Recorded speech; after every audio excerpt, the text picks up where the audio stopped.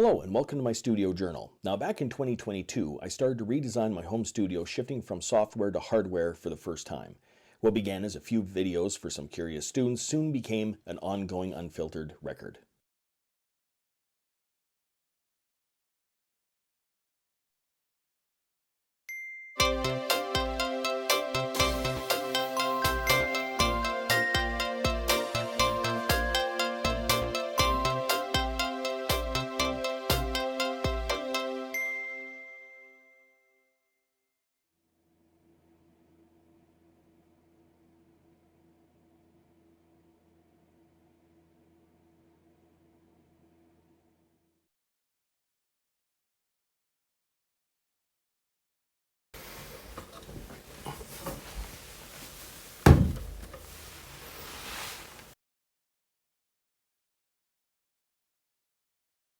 So after the Akai Force, I figured, well, that I was done. Well, except for I watched a lot of videos, I ran across them in music stores, I played a lot with them, and I really liked the sound and everything, and I did not have an analog synth. So what did I do? I ended up going and getting a Behringer DeepMind 12. I got the desktop version because I didn't have enough room in my studio.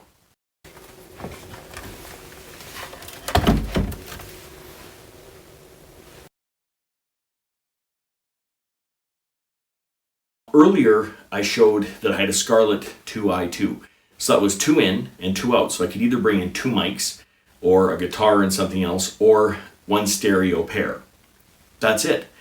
I can only track 2 instruments in that are mono, and that's the extent of it.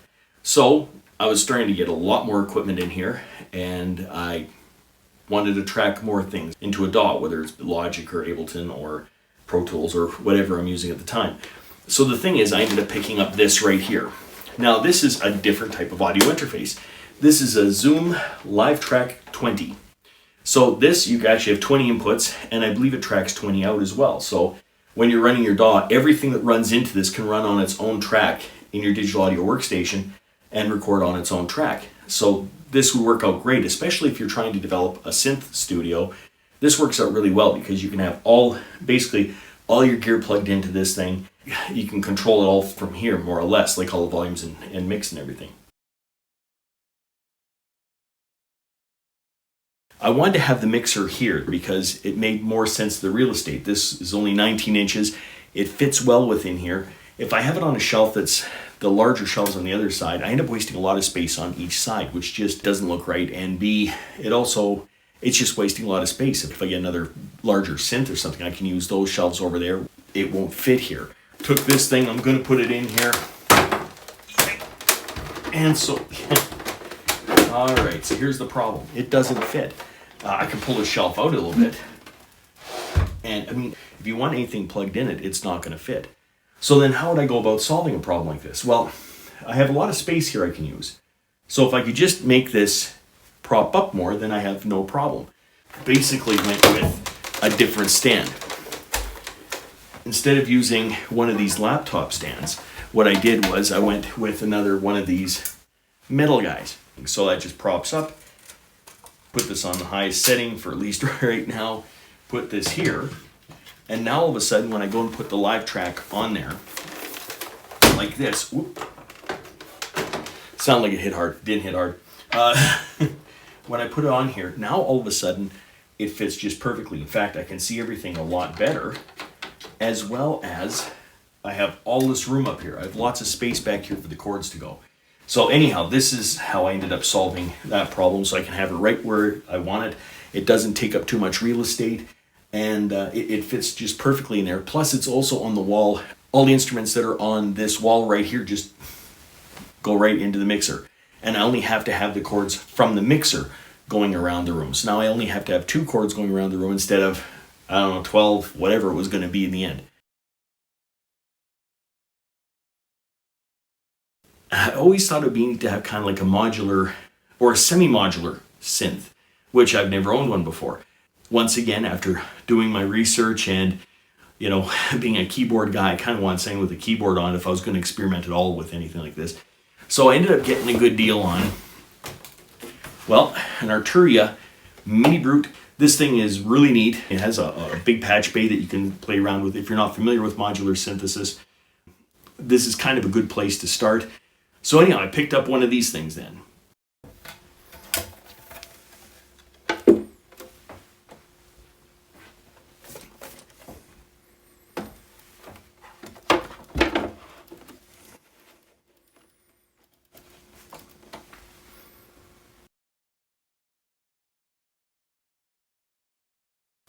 So while I was looking at analog gear and I got the Arturia Mini Brute 2, I kind of got its companion piece, the Arturia Drum Brute.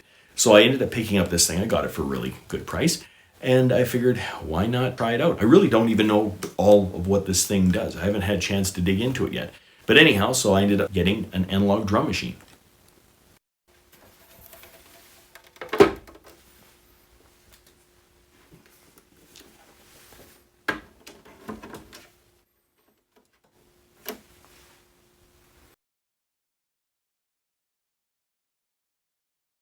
Last year, I ended up going and getting, well, you got it, a mini log.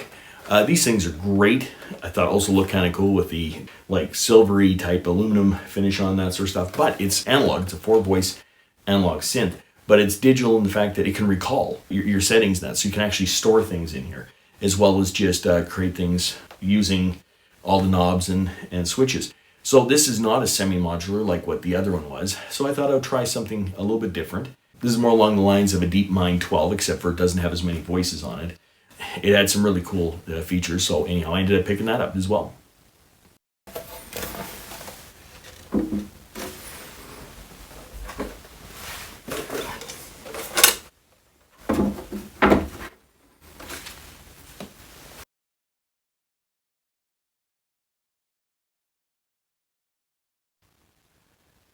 Okay, so this is what this wall ends up looking like when we've finished here.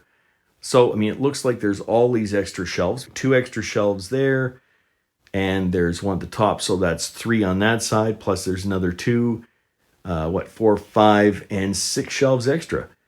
Well, I mean, you never know what could be coming into the studio next.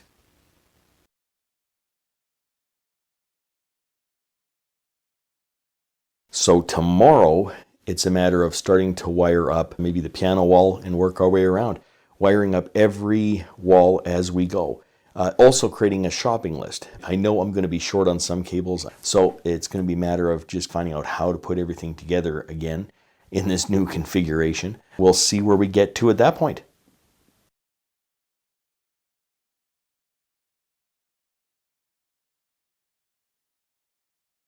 If you'd like to follow the full journey, check out my online studio journal linked in the description. Until next time, I'm just a music teacher having fun. Catch you on the next one.